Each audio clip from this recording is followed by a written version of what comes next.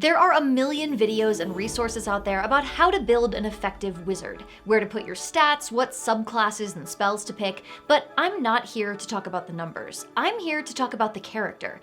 This video is a guide to creating your wizard's backstory and personality, so you'll be equipped for all the hours of gameplay that take place outside of initiative order. I trust that you've got this part handled, so let's talk about this part. Hi there! This is my wizard character. She's gonna be our example today, so you can see these tips in action. Go on, introduce yourself. Wisteria Skitterquick Appledackle. Yes, those Appledackles. I'm a gnome, a wizard, a Libra, and I enjoy long walks on the sword. Okay, rein it in.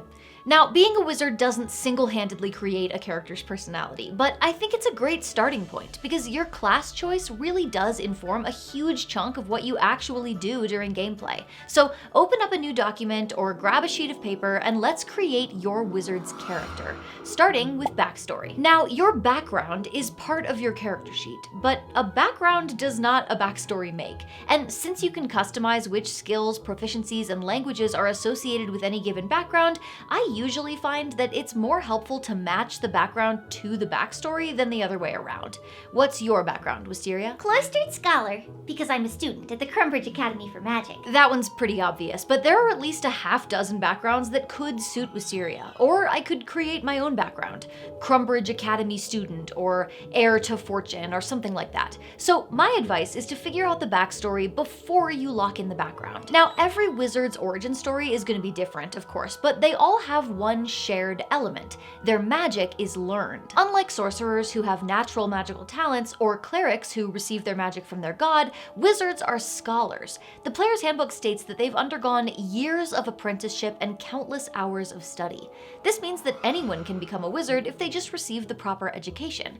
Wisteria, why don't you tell us about your education? Well, you probably recognize the Appledackle name. We're a famous gnomish family who made our fortune on an enchanted beverage called Appledackle's All-Nighter Cider. We have generations of alumni at the prestigious Crumbridge Academy for Magic, and I am following in those footsteps. Okay, but tell them how you got in. Listen, the entrance exam was really hard. How am I supposed to know all that stuff already? Anyway, what's wrong with making a generous donation to the school? I'm sure my parents just wanted to help fund education.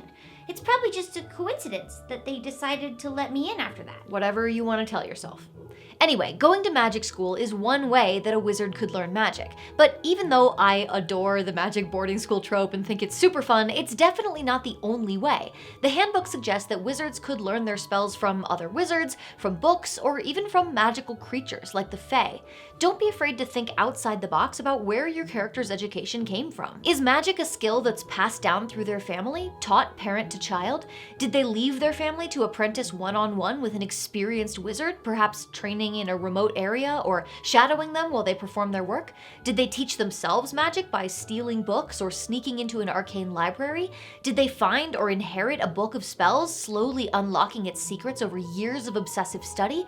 Were they kidnapped by cloud giants and kept as a pet, learning the magic of the wind and sky from their towering captors?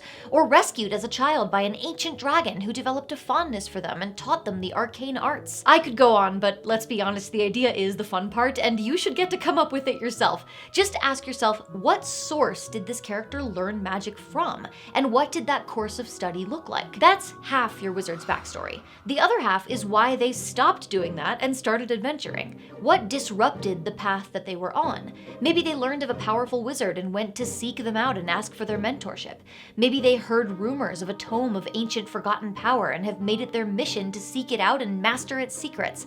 Maybe the wizard they were apprenticed to has disappeared and they aim to find and rescue them. Wisteria usually appears in my videos in the role of an NPC, and in that context, she's still in school. But when I bring her to a table as a player character, well, I'll let her tell you. Okay, first of all, that damage to the school wasn't my fault. I followed all the instructions for the ritual, so I don't even know why there was such a big explosion. Who's to say it was even related to my spell? I mean, everything in a 100-foot radius was destroyed, so there certainly wasn't any evidence. The worst part is my parents refused to pay for the repairs. Something about personal responsibility, whatever that's supposed to mean. So now I have to figure out how to make some money and pay it all off or they won't let me come back to school. But how hard can it really be to make 50,000 gold, right? I'm sure I'll be back by next semester. Ideally, whatever motivates your character to adventure will both be open-ended, so your DM has something to work with if they want to weave it into the campaign, and will give your character a good reason to join up with the party and be collaborative. In a wizard's case, the obvious answer is that they need protection, since they're a famously squishy class. But feel free to get creative with this part too. Maybe they're writing their dissertation on magic in practical use and want to observe the party. Or one of the party members saved their life and now they owe them a debt, or whatever. The most important thing is that it gives them a good reason to say yes to the quest, if you will. So that's backstory. And backstory isn't the same thing as personality, but it is a great foundation for it. Next up, we'll talk about how to use the backstory you've created to figure out how to actually roleplay as your character. But first, time for a pop quiz. Psst. Hey, do you get any of this? The first question is, what is World Anvil? Do you think it's A, a rare breed of flightless gopher, or B, a toolkit for world building? Or I guess it could be C, the orcish word for pool party? No, that's silly. You're right. It's definitely B, a toolkit for world building. That makes sense. What about this next one? List 3 of World Anvil's features. What did you write for that? Wiki-style articles with templates, cross-linking and indexing, interactive maps and timelines, rollable stat blocks with digital dice. Wow, those are really good. I'm gonna write down 2 of those, and then for the third one, I'll write a new one so that it doesn't look like I copied you. What about invigorating citrus scent? No? Fiddlesparks. I really should have studied. Okay, last question. The code Ginny gives you blank % off any annual membership. You wrote 51%? I don't think that's right. 51, that's more than half. Are you sure? Huh. Well, if I failed this quiz, I'm sorry, but that's on you. Great, these will be 30% of your final grade. Anyway, let's talk personality. There's a section for this on your character sheet too. I'm talking, of course, about traits, ideals, bonds, and flaws. And I am not saying that you can't just randomize those with dice rolls or choose your favorites from the tables in the handbook. But while those tables can be useful for inspiration, I often find that I end up with a more coherent and unique personality if I start from the character's history and work backwards. Ask yourself, why did they pursue magical education, and how did that education shape them? Wisteria, why did you go to magic school? I didn't really have much of a choice. Everybody in my family's gone to Crumbridge, and it's not just my parents who would be disappointed if I didn't. It would look really bad for the Appledackle name if I didn't turn out to be a great wizard. I mean, no offense, but you're not a great wizard. You're actually kind of a bad wizard. That's just not possible. I'm an Appledackle. With the right tutors and the best components and books and arcane focuses that gold can buy, there's no way I could fail. I'm probably right on the verge of my big breakthrough. And you know, who doesn't cut corners sometimes?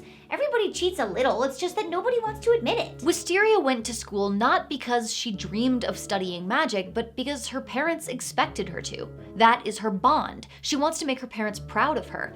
That means that unlike a lot of wizards, she's not really motivated by a thirst for knowledge. Instead, she's motivated by how she's perceived. She wants to be seen as a talented wizard, regardless of whether or not she actually is one. This, of course, is her flaw. She's willing to take shortcuts and even cheat as long as it makes her look good. Her upbringing with her family and her experiences at school have taught her something that she now holds as an ideal, that weaknesses and mistakes can all be erased if you only have enough money. I usually find that once the ideal, bond, and flaw are in place, the personality traits come very easily. For example, Wisteria's traits might be that she's quick to offer bribes, she pretends to know things even when she doesn't, she brags about her family connections whenever she thinks it'll impress someone, and she's insecure about performing magic in front of others, especially other spellcasters. Am I just supposed to sit here and take this? Yeah, quietly, if possible. Anyway, have a look at your character's backstory and see if anything immediately jumps out at you as their ideal, their bond, or their flaw. For example, if your character was apprenticed to a master wizard who lived as a hermit in the wild, maybe their flaw is that they're not practiced at social interactions and often put their foot in their mouth as a result. Or if your wizard taught themselves magic from an ancient book left to them by a mysterious ancestor, their ideal might be that the written word is the most powerful thing we can offer future generations of wizards, and they commit themselves to keeping a rigorous log of all of their magical explorations. By the way, there's one other thing that all wizards have in common, and that's intelligence. Kind of. Intelligence is a wizard's spellcasting modifier, so most players will put their highest ability score into that stat.